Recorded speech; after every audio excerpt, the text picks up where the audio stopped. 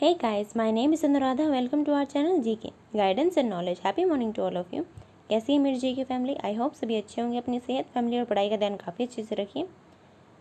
आज 14 अगस्त है। आज के दिन हमारे देश के दो बड़े हिस्से हमसे अलग हो गए थे, जिसे पहले ईस्ट पाकिस्तान और वेस्ट पाकिस्तान के नाम से जाना जाता था, लेकिन आज के टाइम पे एक को पाकिस्तान और दूसरे को बांग्लादेश के नाम से जाना जाता है। वैसे तो ये दिन अच्छा नहीं रहा था, बिकॉज़ हमारे देश अलग अलग हो गया था इस वजह से, लेकिन फिर भी आज उनके देश में पाकिस्तान के अंदर इंडिपेंडेंस डे के रूप में सेलिब्रेट किया जाता है। तो उनके लिए हैप्पी इंडिपेंडेंस डे, और हमारा इंडिपेंडेंस डे है वो कल होगा, तो happy independence day in advance. चलिए कल जो मैंने क्वेश्चन पूछा था उसके साथ ही शुरुआत करते हैं। वोबल बॉल ग्रिप, ये रिसेंटली न्यूज़ में देखने को मिली है। ये कौन से स्पोर्ट्स से रिलेटेड है? हमारे ऑप्शन है क्रिकेट, बैडमिंटन, गोल्फ, फुटबॉल। तुम्हारा आंसर क्या होगा? हमारा आंसर होगा ए, ये क्रिकेट से रिलेटेड है।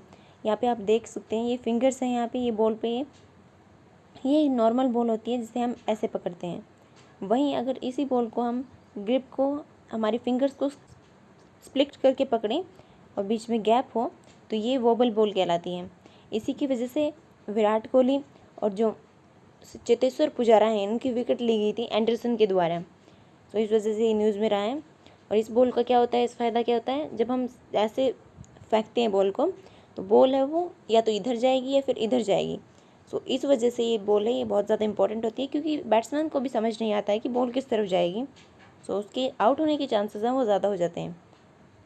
इस वजह से ये न्यूज़ में है। यहाँ पे यही सब डिस्कस किया गया है जो मैंने पहले आपको बता दिया। तो चलिए पहले क्वेश्चन के साथ में शुरुआत करते हैं। बुगुन्स आवान मेला, ये रिसेंटली न्यूज़ में देखने को मिला है। ये कौन से स्टेट या यूनियन टेरिटरी से रिलेटेड है? हमारे ऑप्शन है हिमाचल प्रदेश, जम्मू एंड कश्मीर, चंडीगढ़ और मणिपुर। हमारा आंसर क्या होगा? हमारा आंसर होगा ये जम्मू एंड कश्मीर से रिलेटेड है। यहाँ पे आप पिक्चर देख भी रहे हैं यहाँ पे। चलिए इसके बारे में जान लेते हैं। जम्मू कश्मीर के जो लेफ्टिनेंट गवर्नर हैं मनोज सिन्हा, उन्होंने इनॉग्रेट किया है बुगुन्स आवान मेला को।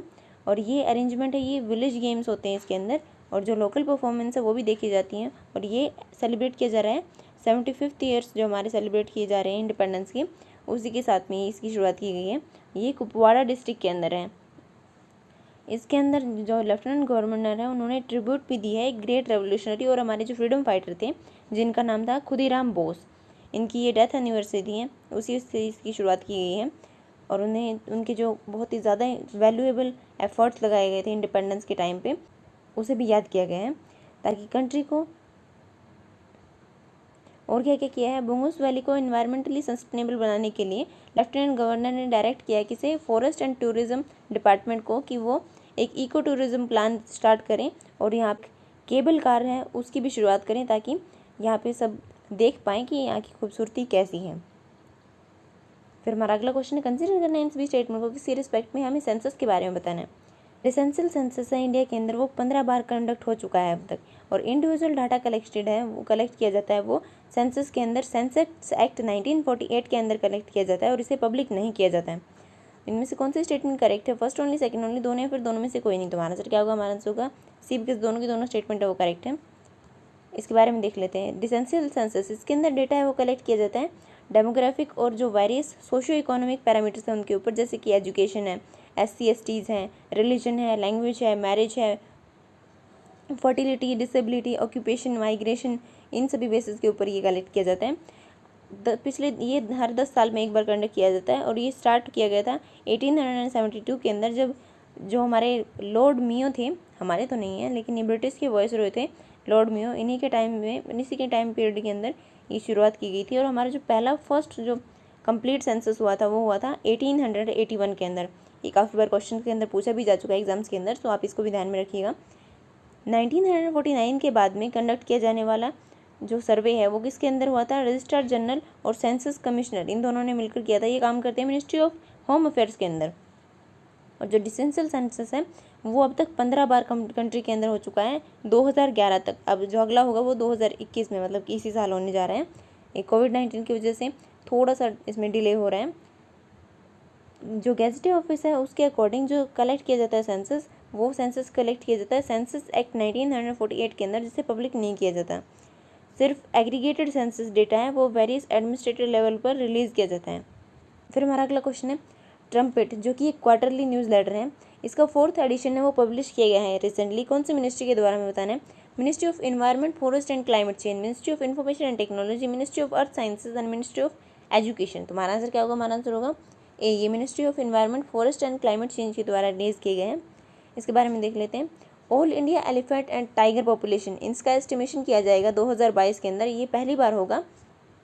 मिनिस्ट्री ऑफ एनवायरनमेंट ने रिलीज़ किया है पॉपुलेशन एस्टिमेशन प्रोटोकॉल को, जिसके अंदर जो प्रोटेक्शन है जो पॉपुलेशन है उसको कैलकुलेट किया जाएगा 2022 के अंदर। ये प्रोटोकॉल है, ये रिलीज़ किया गया है वर्ल्ड एलिफेंट डे के ओकेजन पे। आपको बताना है कि वर्ल्ड एलिफेंट डे है वो कब सेलिब्रेट किया जाता है। अगर हम एशियन एलिफेंट की बात करें तो वो एशियन की जो रेड लिस्ट है, जो जिसके अंदर थ्रेटन स्पीसीज हैं उनको दिखाया जाता है, वो लिस्टेड की गई है इंडेंजर्ड कैटेगरी के अंदर। और इंडियन जो एलिफेंट है वो लिस्टेड है अपेंडिक्स 1 के अंदर। कन्वेंशन जो माइग्रेटरी स्पीसीज है वो रिसेंटली कंक्लूड किया गया है कॉन्फ्रेंस ऑफ पार्टीज़ के अंदर, जो CMS 13 है उनका, और जो कि गांधीनगर गुजरात के अंदर हुए हैं फरवरी 2020 के अंदर।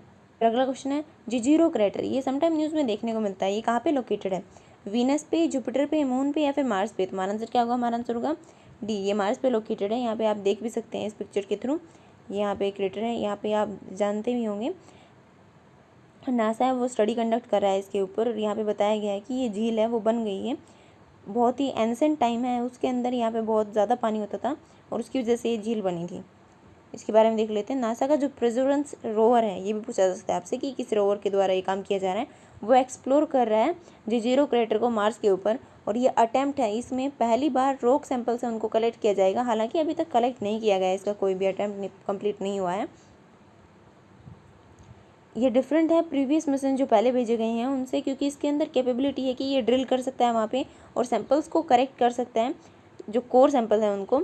और ये रॉक्स हैं, सॉइल है, या फिर ऐसे ही कोई और जो मटेरियल है उसको एक कैच, मतलब कि जो हमारा मैच बॉक्स होता है उसके अंदर ये फिक्स करके, उसको सेट करके ये उसकी जांच कर सकता है।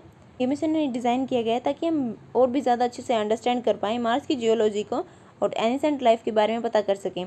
मार्स जो है वो सन से 4th नंबर पे आने वाला प्लैनेट है, और इसका अगर साइज़ देखें तो सोलर सिस्टम के ये अंदर 2nd स्मॉलेस्ट प्लैनेट है, और अर्थ के साइज से इसका साइज़ हाफ है। फिर अगला क्वेश्चन है, इसके अंदर में बताना है कि जो भिंडावास वाइल्ड लाइफ सेंचुरी है ये कौन से स्टेट के अंदर लोकेटेड है। यहाँ पे पिक्चर भी देख सकते हैं, ये बर्ड से रिलेटेड है। उसका बताना हमें पंजाब, हरियाणा, आसाम या फिर महाराष्ट्र। तो हमारा आंसर क्या होगा? हमारा आंसर होगा बी, ये हरियाणा के अंदर है। देख लेते इसके बारे में। भिंडावास वाइल्ड लाइफ सेंचुरी है, ये लोकेटेड है झज्जर डिस्ट्रिक्ट के अंदर, हरियाणा के अंदर। ये 2009 के अंदर डिक्लेयर की गई थी बर्ड सेंचुरी इंडियन गवर्नमेंट के द्वारा। और सेंचुरी है वो बहुत ही इंपॉर्टेंट है बिकॉज यहाँ पे ये एक पार्ट है इकोलॉजिकल कॉरिडोर का, जो कि साहिबी रिवर से कनेक्टेड है, जो कि अरावली हिल्स से रिलेटेड है, राजस्थान से और यमुना तक है। ये सेंचुरी है लोकेटेड है 1.5 किलोमीटर दूर है ये कापड़वास वाइल्ड लाइफ सेंचुरी। ये दूसरी वाइल्ड लाइफ सेंचुरी है जिससे ये इतना दूरी पर है। और ये सेंचुरी इंपॉर्टेंट क्यों है? क्योंकि ये एक इम्पोर्टेंट वेटलैंड भी है और ये हमें सेफ हैबिटेट प्रोवाइड करवाता है। ये सेंचुरी इंपॉर्टेंट क्यों है? क्योंकि ये एक इंपॉर्टेंट वेटलैंड है और ये सेफ हैबिटेट प्रोवाइड करवाता है काफ़ी सारे एनिमल्स और प्लांट को। यहाँ पे टोटल 265 स्पीसीज़ हैं बर्ड की, जिनके अंदर 250 हैं स्पीसीज वो हैं जिसके अंदर जो माइग्रेटिव बर्ड है वो आती हैं, जिसके अंदर टोटल नंबर है वो 30,000 के आसपास है। फिर अगला क्वेश्चन है, कंसीडर करना है इन सभी स्टेटमेंट को किसकी रेफरेंस में फिट इंडिया फ्रीडम रन्स 2.0 के बारे में बताना है हमें। इसका फर्स्ट एडिशन है वो ऑर्गेनाइज किया गया था 15 अगस्त से लेकर 2 अक्टूबर 2020 तक। फिर इसका एम है इस कैंपेन का ताकि इनकरेज किया जा सके लोगों को कि वो अपनाएं जो फिटनेस एक्टिविटीज़ हैं उनको। और इस कैंपेन के थ्रू सिटीजन्स हैं उनको कहा जा रहा है कि वो फिज़िकल फिटनेस के लिए या फिर फिज़िकल एक्टिविटीज़ के अंदर इन्वॉल्व हों 30 मिनट्स, एटलीस्ट एक दिन के अंदर 30 मिनट्स तो निकाल सकते हैं अपने लिए। और इसका जो स्लोगन है वो बोल सकते हैं फिटनेस की डोज आधा घंटा रोज़। इनमें से कौन सी स्टेटमेंट करेक्ट है? First and second only, second and third only, first and third only, या फिर ये सभी की सभी? तो हमारा आंसर क्या होगा? हमारा आंसर होगा डी, बिकॉज ये सभी की सभी स्टेटमेंट है वो करेक्ट है। यूनियन मिनिस्टर यूथ अफेयर्स और स्पोर्ट्स इन्होंने लॉन्च किया है नेशन वाइड। आपको बताना है कि ये मिनिस्टर कौन है। इसका नाम है फिट इंडिया फ्रीडम रन्स 2.0, मतलब कि इसका सेकंड एडिशन है। ये हमारा जो आज़ादी का जो अमृत महोत्सव है, मतलब कि हमारी जो 75th एनिवर्सरी है उसको ध्यान में रखते हुए 13 अगस्त 2021 से स्टार्ट किया गया है। और ये कहाँ से स्टार्ट किया गया है? मेजर ध्यानचंद स्टेडियम से, जो कि न्यू दिल्ली के अंदर है। इसके साथ में ये फ्रीडम रन है, ये ऑर्गेनाइज किया गया है 9 अदर जो आइकॉनिक लोकेशंस है वहाँ से शुरू किया गया है। इसके अंदर क्या है, ये 75 डिस्ट्रिक्ट के अंदर हो रहा है, हर डिस्ट्रिक्ट के अंदर 75 विलेजेस से स्टार्ट होगा और 2 अक्टूबर 2021 तक चलने वाला है। फिट इंडिया फ्रीडम रन है वो ऑर्गेनाइज किया जा रहा है 744 डिस्ट्रिक्ट और हर डिस्ट्रिक्ट के अंदर 75 विलेजेस हैं जो इंक्लूड होंगे और 30,000 एजुकेशनल इंस्टीट्यूट भी हैं, वो भी इसके अंदर पार्टिसिपेट करने वाले हैं। इसका मेन एम है कैंपेन का ताकि लोगों को इनकरेज किया जा सके कि वो फिटनेस एक्टिविटीज़ को अपनाएं, रनिंग को अपनाएं अपनी लाइफस्टाइल में और जो स्पोर्ट्स हैं उनको भी डेली लाइफ के अंदर इन्वॉल्व करें ताकि हम जो डिजीज़ होते हैं जैसे कि ओबेसिटी है, लॉजीनेस है, स्ट्रेस है, एंजाइटी है, इस तरह की डिजीज़ से छुटकारा पा सकें। फिट इंडिया फ्रीडम रन है 2.0, इसके अंदर प्लेज प्रतिज्ञा की जा रही है, रेंडरिंग की जा रही है नेशनल एंथम की और साथ ही साथ फ्रीडम रन किया जाएगा और कल्चर फंक्शन होंगे काफ़ी सारे वेन्यूज़ के ऊपर, अवेयरनेस फैलाई जाएगी यंग वॉलंटियर के अंदर, वो पार्टिसिपेट करें इसके अंदर और इसी के साथ साथ उनके विलेज के अंदर से भी इसकी शुरुआत की जाएगी। फिट इंडिया फ्रीडम रन है ये कंसीव किया जा रहा था लास्ट ईयर कोविड-19 के टाइम पे भी पैंडमिक है वो सोशल डिस्टेंसिंग के साथ में एक न्यू नॉर्मल लाइफस्टाइल की तरह इंक्लूड किया गया है क्योंकि जो पैंडमिक है कोविड-19 पैंडमिक है उसकी वजह से जो सोशल डिस्टेंसिंग है वो बनानी बहुत ही ज़्यादा इंपॉर्टेंट है। इसी वजह से इसको ध्यान में रखते हुए इस साल भी सोशल डिस्टेंसिंग के साथ में ही इसे ऑर्गेनाइज किया जा रहा है। फिर अगला क्वेश्चन है quality of life for elderly index, ये रिसेंटली न्यूज़ में देखा गया है, ये किसके द्वारा पब्लिश किया गया है ये बताना है हमें। हमारे ऑप्शन है ministry of social justice and empowerment, world health organisation, united nation development programme या फिर economic advisory council to the prime minister. हमारा आंसर क्या होगा, हमारा आंसर होगा डी, बिकॉज ये इनके द्वारा ही पब्लिश किया गया है recently. The economic advisory council for the prime minister, इसने रिलीज़ किया है इस इंडेक्स को। इसके अंदर शेयर बताया गया कि जो परसेंटेज पॉपुलेशन के अंदर इंक्रीज़ हो रहा है एल्डर पॉपुलेशन का, बिकॉज आज जो पॉपुलेशन यंग है वो आगे जाकर एल्डर होने वाली है, ये तो कॉमन सी ये बात है। और इसके अंदर एस्टिमेशन लगाया जा रहा है कि कितना परसेंट इंक्रीज़ होगा। इसका एस्टिमेशन 2001 तक देखा गया तो 7.5% इंक्रीज़ हुआ और 2026 का एस्टिमेशन लगाया जा रहा है कि 12.5% इंक्रीज़ होगा और 2050 तक बताया जा रहा है कि 19.5% से भी ज़्यादा होने वाला है। Economic advisory council to the prime minister एक नॉन कॉन्स्टिट्यूशनल, नॉन स्टैट्यूटरी और इंडिपेंडेंट बॉडी है जो कि एडवाइस पे बनाई गई है, वो जो कि एडवाइस देने के लिए बनाई गई है इकोनॉमिक और उससे रिलेटेड जो इश्यूज़ हैं गवर्नमेंट ऑफ इंडिया को, या फिर जो स्पेशली ये देगी इसे एडवाइस प्राइम मिनिस्टर को। राजस्थान और हिमाचल प्रदेश वो स्टेट्स हैं जिन्होंने इसके अंदर टॉप किया है, चंडीगढ़ वो यूनियन टेरिटरी जो टॉप रही है और मिजोरम जो नॉर्थ ईस्टर्न स्टेट्स हैं उनके अंदर टॉप रहा है।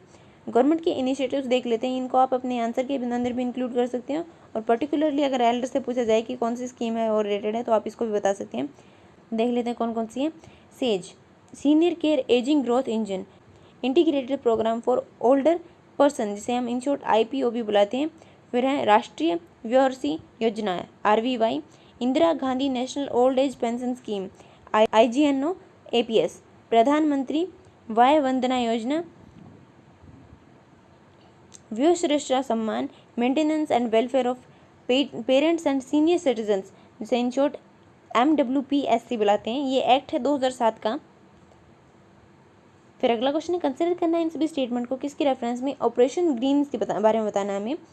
ये एक प्राइस फिक्सेशन स्कीम है, मतलब कि इसके अंदर फार्मर्स हैं वो अपने प्रोड्यूस का प्राइस खुद फिक्स कर सकते हैं। फिर दूसरी स्टेटमेंट है ये स्कीम है इम्प्लीमेंट की जा रही है ministry of food processing and industries के द्वारा। इनमें से कौन सी स्टेटमेंट करेक्ट है बताना हमें। हमारे ऑप्शन है फर्स्ट ओनली, सेकंड ओनली, दोनों है, फिर दोनों में से कोई नहीं। तुम्हारा आंसर क्या होगा, हमारा आंसर होगा सी, किस दोनों की दोनों स्टेटमेंट है वो करेक्ट है। यहाँ पे आप देख सकते हैं यहाँ पे मिनिस्ट्री का नाम चेंज कर सकते हैं या फिर बोल सकते हैं कि कोई और फिक्स करने वाला है इसकी प्राइस को। वैसे ही ये स्कीम्स हैं, इनके ऊपर क्वेश्चन बन जाते हैं तो आप इनको ध्यान में रखिएगा। ये लॉन्च किया गया है ministry of food processing and industries के द्वारा 2018 के अंदर। इस स्कीम के अंदर प्रमोट किया जा रहा है फार्मर प्रोड्यूसर्स ऑर्गेनाइजेशन के द्वारा जिसे हम FPOs बुलाते हैं। फिर एग्रीकल्चर लॉजिस्टिक्स को, फिर प्रोसेसिंग फैसिलिटीज़ को और वैल्यू एडिशन को। ये कहाँ पे किया जा रहा है, आइडेंटिफाइड प्रोडक्शन क्लस्टर्स के अंदर। इस स्कीम के अंदर प्रोवाइड किया जा रहा है शॉर्ट टर्म इंटरवेंशन, इनके साथ में प्रोवाइड की जाएगी ट्रांसपोर्टेशन और स्टोरेज सब्सिडी 50% तक। और फिर क्या होगा, लॉन्ग टर्म इंटरवेंशन है उसके अंदर ये क्या किया जाएगा, इसके अंदर वैल्यू एडिशन जो प्रोजेक्ट्स हैं उसको आइडेंटिफाइड प्रोडक्शन क्लस्टर के अंदर ग्रांट एंड ऐड दी जाएगी 35% से लेकर 70% तक। और इसके अंदर एलिजिबल जो प्रोजेक्ट्स हैं, जो सब्जेक्ट्स हैं वो उसकी कॉस्ट होनी चाहिए 50 करोड़ तक।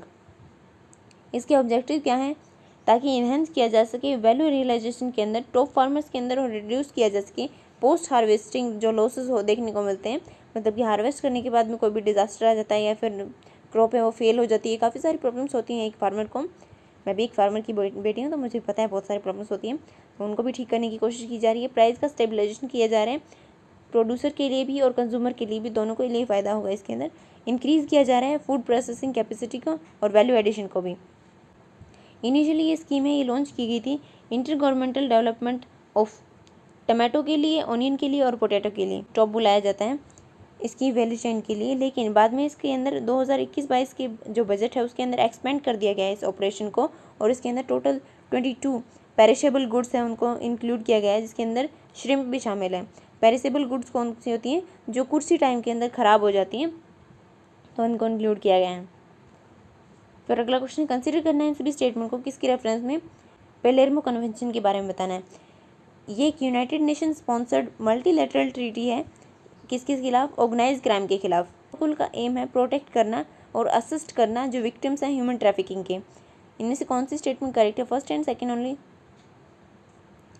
First only, second only, first and second only, या फिर दोनों में से कोई नहीं? तो हमारा आंसर क्या होगा? हमारा आंसर होगा सी, बिकॉज दोनों की दोनों स्टेटमेंट करेक्ट है। इसको देख लेते हैं। United Nation convention against transnational organised crime, जिसे UNTOC बुलाते हैं, इसे पेलेर्मो कन्वेंशन भी बुलाया जाता है। यूनाइटेड नेशन स्पॉन्सर्ड ये एक मल्टीलैटरल ट्रीटी है जिसके अंदर जो कि किसके खिलाफ है? Transnational organised crime.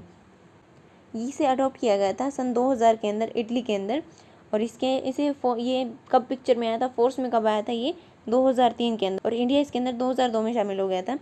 इस इंटरनेशनल कन्वेंशन के पीछे जो आइडिया था तो वो था कि ताकि जो क्राइम है, क्रॉस बॉर्डर क्राइम जो होता है, उसके लिए लॉ ज़रूर से ज़रूर इम्प्लीमेंट होना चाहिए, इन्फोर्समेंट होना चाहिए। इस प्रोटोकॉल के अंदर फर्स्ट ग्लोबल ये पहला ग्लोबल लीगली बाइंडिंग इंस्ट्रूमेंट है, जिसके अंदर डेफिनेशन है उसके ऊपर एग्री किया गया है, ट्रैफिकिंग इन पर्सन के ऊपर, मतलब कि ह्यूमन ट्रैफिकिंग के बारे में बात कर रहे हैं। और इसके अंदर प्रोटोकॉल है, इसका एम है ताकि प्रोटेक्ट किया जा सके और असिस्ट किया जा सके जो विक्टिम्स हैं ह्यूमन ट्रैफिकिंग के। इन्हें मोस्टली ट्रैफिकिंग की जाती है, इनकी वो प्रोस्टिट्यूशन करवाने के लिए और फोर्स लेबर के लिए की जाती है। फिर अगला क्वेश्चन, कंसिडर करना है इन सभी स्टेटमेंट को किसके ध्यान में रखकर, कंसिडर करना है इन सभी स्टेटमेंट को किसके रेफरेंस में? APDA के बारे में बताना है। ये प्रोवाइड करवाती है कॉम्प्रिहेंसिव एक्सपोर्ट सर्विस और लिंक करती है इंडियन एक्सपोर्ट को ग्लोबल मार्केट्स के साथ में। ये एक एपेक्स बॉडी है जो कि ministry of commerce and industry के अंदर काम करती है। इसका हेडक्वार्टर न्यू दिल्ली के अंदर है, जबकि इसके 5 अलग रीजनल ऑफिसेज हैं। इनमें से कौन सा कोड करेक्ट है? First and second only, second and third only, first and third only, या फिर ये सभी की सभी? तुम्हारा आंसर क्या होगा? हमारा आंसर होगा डी, बिकॉज ये सभी की सभी स्टेटमेंट है वो करेक्ट है। APDA ने कोलैबोरेट किया है Himachal Pradesh horticulture produce marketing और प्रोसेसिंग कॉर्पोरेशन लिमिटेड के साथ में, जिसे HPMC बुलाते हैं। इसके अंदर पहला जो असाइनमेंट भेजा जा रहा है, जिसके अंदर यूनिक वेराइटीज़ हैं एप्पल की, उन्हें भेजा जा रहा है। इसके अंदर 5 वेराइटीज़ हैं जिन्हें एक्सपोर्ट किया जा रहा है अलग अलग जो नई डेस्टिनेशन है उनके ऊपर। और वो 5 एप्पल कौन कौन से हैं? डार्क बैरन गाला, रॉयल डिलीशियस, स्कारलेट स्प्रो, रेड वोलक्स और गोल्डन डिलीशियस। इन्हें एक्सपोर्ट किया गया है बहरीन के अंदर। ये एप्पल हैं, ये सोर्स किए गए हैं हिमाचल प्रदेश से, जो फार्मर्स हैं उनसे लिए गए हैं। इसके अंदर एप्पल प्रमोशन प्रोग्राम है वो 15 अगस्त 2021 को ध्यान में रखते हुए बनाया गया है, क्योंकि इसके दिन हमारा जो 75th एनिवर्सरी है। बाकी इस बार ऐसा है कि 75th एनिवर्सरी है तो कुछ ज़्यादा ही सेलिब्रेशन किया जा रहा है, बहुत ही ज़्यादा इनिशिएटिव्स लिए गए हैं और उन्हें हमें अप्रिशिएट भी करना चाहिए। इससे पहले क्या हुआ था, जो जुलाई 2021 है उसके अंदर एक कंसाइनमेंट भेजा गया था GI टैग से जो सर्टिफाइड है फजील मैंगो, उन्हें बहरीन के अंदर एक्सपोर्ट किया गया था ताकि जो मैंगो एक्सपोर्ट है उसको भी बूस्ट किया जा सके ईस्टर्न रीजन से मिडल ईस्ट कंट्रीज़ के अंदर। मैंगो हैं वो कहाँ से लिए गए थे? मालदा डिस्ट्रिक्ट से, वेस्ट बंगाल से, जिन्हें जोग्राफिकल इंडिकेशन मिला हुआ है। ये एक्सपोर्ट किए गए थे APDA के द्वारा और रजिस्टर किए गए थे DM एंटरप्राइजेज़ के अंदर कोलकाता के अंदर। और इसे किसने इम्पोर्ट किया था? अल जज़ीरा ग्रुप जो बहरीन के अंदर है उसने। फिर ये क्वेश्चन है जिसका आंसर आपने को देना है, इनमें से कौन सी कंट्री है जिसने आर्मी के अंदर रिसेंटली स्क्रैप कर दिया है एक लॉन्ग स्टैंडिंग प्रैक्टिस, जो कि बहुत ही घटिया प्रैक्टिस है मेरे हिसाब से, जिसके अंदर वर्जिनिटी टेस्ट लिया जाता था एक वुमेन कैडेट का। हमारे ऑप्शन थे मलेशिया, इंडोनेशिया, चाइना, ओमान। इसका आंसर आपको देना है कमेंट सेक्शन के अंदर। So this it for day, thank you for listening, don't forget to like and subscribe, also provide your suggestions to improve. और आप इस PDF को टेलीग्राम चैनल से ले सकते हैं। और happy independence day in advance.